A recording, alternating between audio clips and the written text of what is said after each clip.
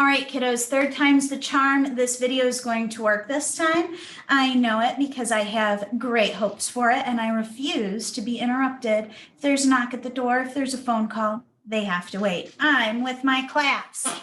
So we are talking, and we have been talking about magnitude, an absolute and apparent magnitude in our studies in science. Remember, when you're thinking of absolute magnitude, we defined that like this. We said, let's see, we'll do some text. We said that absolute magnitude is how bright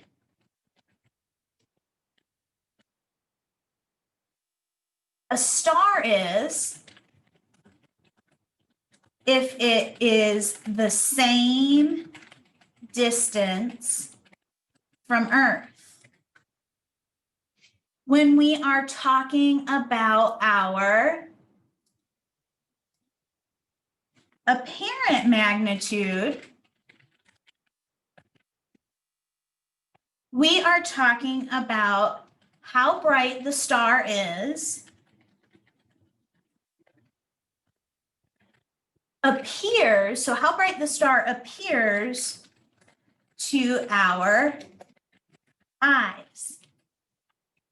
And you're wondering, why do we need two different ways to measure this brightness? And that is because when we are measuring magnitude, we're measuring size. Magnitude is size. So let's take a note of that as well. Magnitude equals size. So when we're talking about the magnitude of these stars, we're talking about the size of the stars, how bright they are. Absolute magnitude is how bright a star looks if it is always the same exact distance from Earth. Our apparent magnitude is how big or how bright the stars appear if they are very different distances from Earth. So if you think about a star like Alpha Centauri right here, this is the star that we're looking at, is Alpha Centauri. When you are looking at the absolute magnitude, how bright a star is if it is the same exact distance from Earth, and you compare that to the sun. Let's scroll down a little bit here. And you compare the absolute magnitude to the sun, you will see that Alpha Centauri right here has a greater magnitude, absolute magnitude that is, than the sun, which means that Alpha Centauri is brighter than the sun. It is a bigger star, it is brighter. Now, because it is very, very far, it's much further away from the Earth, it appears to not be as bright. So when you look at its apparent magnitude, even though it's larger than the sun, and we know with the absolute magnitude that it is a very large star and it is much larger than the sun, it appears to us to look much smaller than the sun. When we look at the size of a star like Canopus, Canopus is a star that is much smaller than the sun. It's much smaller than the sun. So it has a very low absolute magnitude, and it is very, very far away. So that means that it appears to us dimmer than the sun.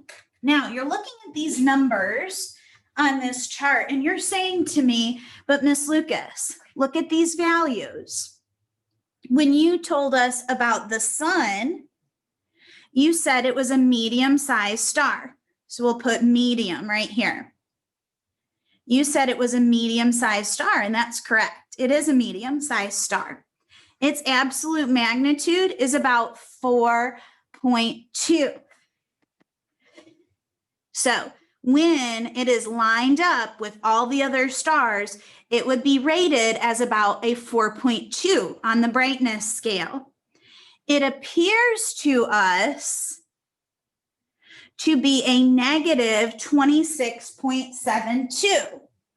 Why would the brightest object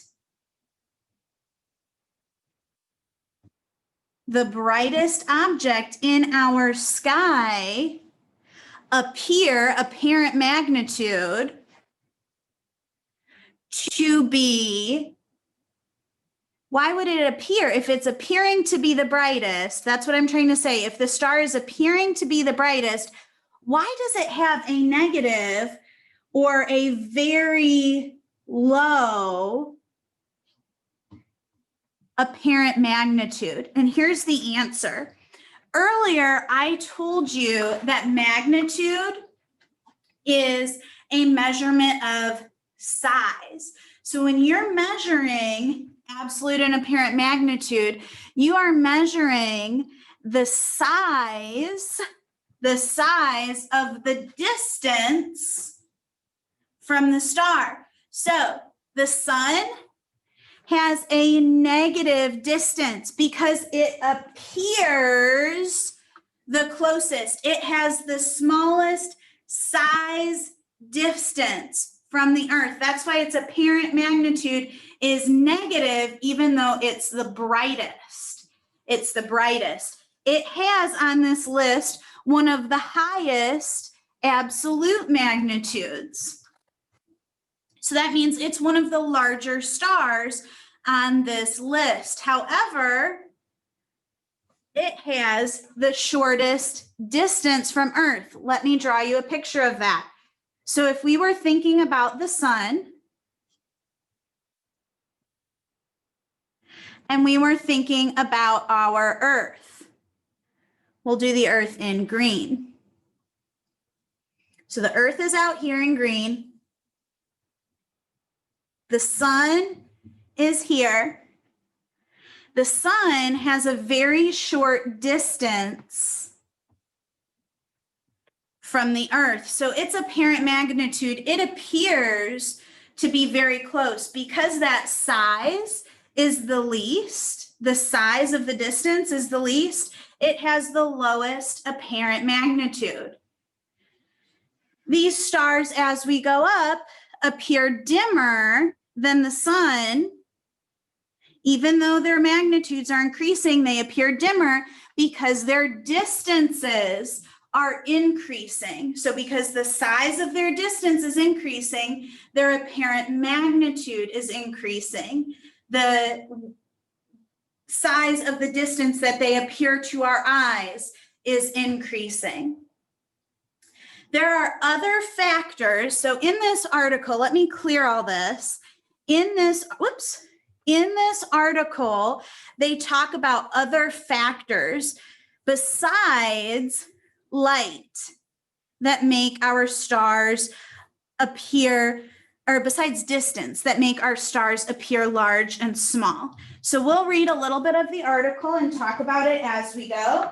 And then you guys will move on to the activity in the next part of, or on the next link in the folder in Schoology. So it says, a glance at the night sky above Earth shows that some stars are brighter than others.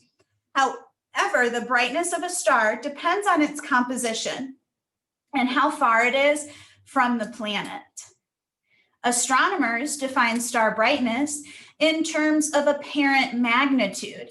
So astronomers define brightness in terms of how bright they appear to our eyes, how bright the star appears from Earth. And they use absolute magnitude. Absolute magnitude is a measure of how bright the stars appear to our eyes if they were all the same exact distance from Earth. If you think back to yesterday, when I showed you that video of the fan, when the fan was really close to my face, it was blowing me like crazy. It was making my hair go back. But the further away I got from the fan, the less the wind could affect me and could affect my hair and could blow on me. So think about it. The closer you are to something, the more intense it will be. The closer you are to a star, the brighter it will seem. The further away you get, the greater the distance, the dimmer the star will seem. Let's read on. It says, astronomers define star brightness in terms of apparent magnitude, how bright they appear to our eyes, and absolute magnitude, how bright the star appears at a standard distance of 32.6 light years or 10 parsecs. So they standardize the distance. They say if every star were the same distance from my eye, how bright would it be?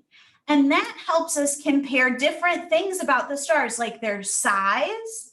It helps us compare what materials are being burned and all of the other factors that contribute to apparent magnitude, or how bright the stars appear from where they are in space.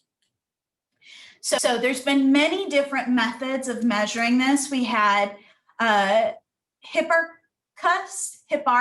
not Hippocrates, but Hipparchus, who he was the first to make a magnitude catalog, but it wasn't very accurate because he only had his eyeballs to do it with. So as we went on in history, we had Rothstein, who said, we are going to make a scale that is more accurate. So he was able to more accurately define how large the stars are, how close they are, and how far they are away. So this section reviews that absolute magnitude and apparent magnitude. It says, when taking Earth as a reference point, scale of magnitude fails to account for the true differences in brightness between stars. The apparent brightness or apparent magnitude, how it appears to our eyes, depends on the location of the observer. Different observers come up with different measurements depending on their locations and distances from the stars. Stars that are closer to Earth but fainter. So some stars might be closer to Earth, but they'll look fainter because they're smaller. And it says here that some stars can be considered brighter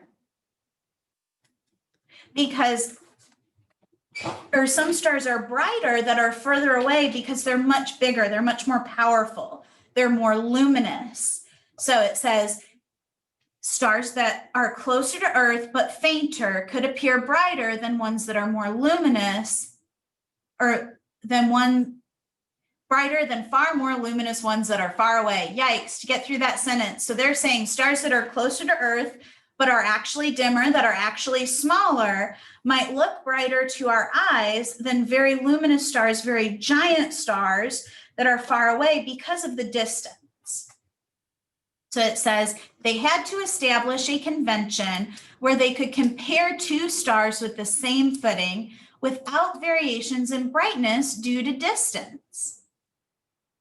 It says the solution to implement was absolute magnitude scale to provide a reference between the stars. So I can now compare, like I showed you at the beginning, a star like Alpha Centauri, which is a very large star, to a medium-sized star like the sun.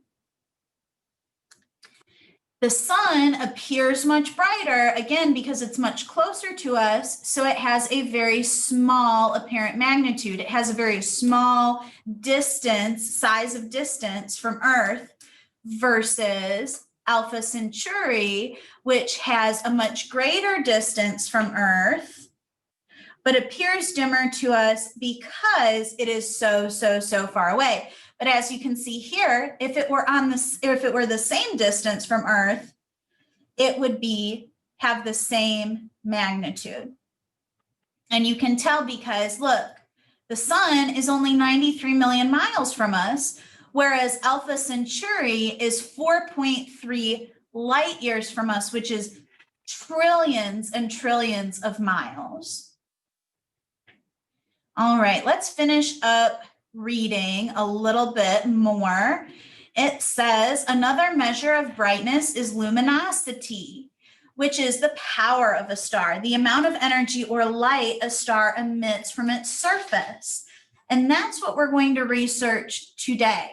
We're going to see how much the size of a star can really influence. So you'll see when there's a very, very, very large star, when there's a very large star, it will appear much brighter and its light will go a further distance and be more intense than a very small star.